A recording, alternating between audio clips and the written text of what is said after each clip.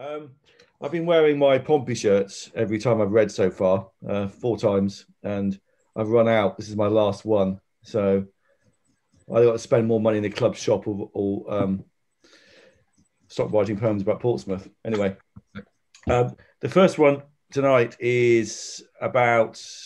Well, actually, it's last week. It was the Shakespeare's birthday, so.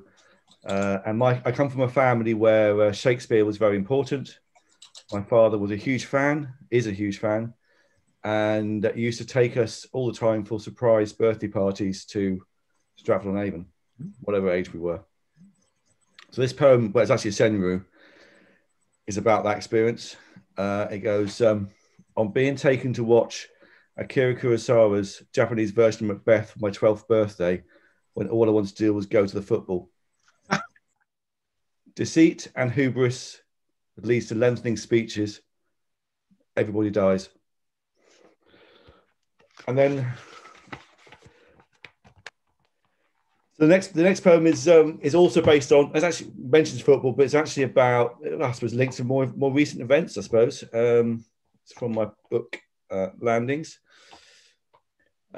Almost meeting Di in the Connaught Arms.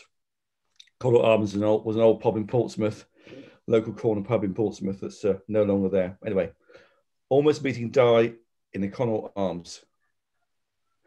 I guess he missed the rumour, the glitter of royalty at Fratton Park, high up in the North Stand, a goalless draw against Notts County, learning the Pompey chimes. It must have seemed so out of place in the lounge bar of this backstreet pub, the look of utter disbelief as beer tipped down the front of his shirt, mouth as wide as it could go. So he downed what hadn't been spilt, took memories that couldn't be proved, half shuffled, half run out, no paparazzi on hand to confirm the truth or any version of it.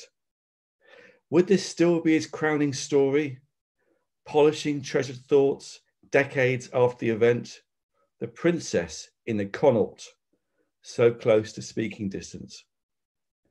It could have been a different story if he'd picked up on the accent, her transatlantic song as she sank 2 pints of snakebite while we played out a round of darts. We left just before closing time. By then, I was nearly seeing double. Street lamps blurred together, the night enveloping futures, a tunnel of half-remembered light.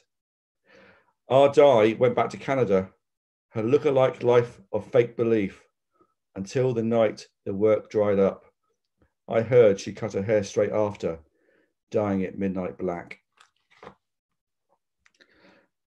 And I'll finish with, thank you.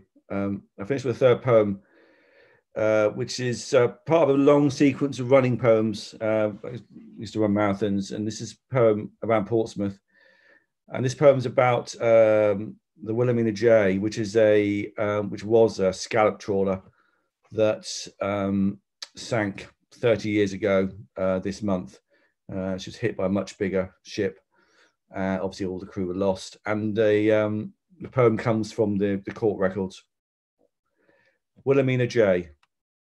At sea, it is the small decisions that count, to rely on assumptions or not, to check all frequencies, make sure your lookout is on watch or not, to see a shape in a swirling dark, in a shifting canvas of fog.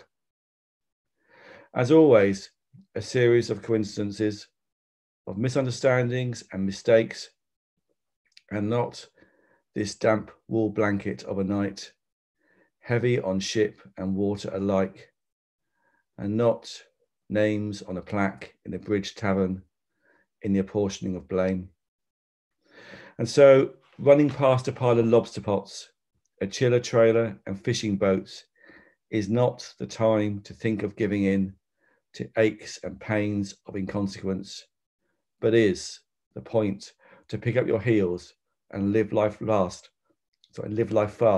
as long as you can. Thank you.